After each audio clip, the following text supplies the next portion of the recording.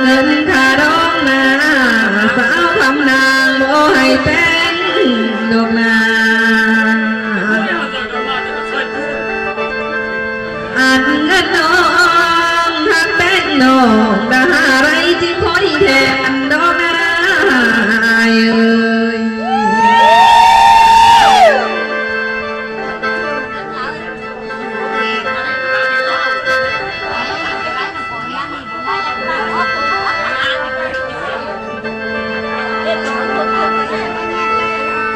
โอ้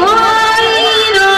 งอายเอ้ยอายก็เป็นอย่างน้องอายเอ้ยจริงบาเกินเอานอนเทน้องอายเอ้ยใจก็เป็นอย่างน้องจึงมาดอนดาบีเทน้องอายเอ้ยอายมาเกิดแต่น้องอันอยู่บ้านพงศรีนี่ดาตาน้องส่งบ่เห็นแท้เด้อาย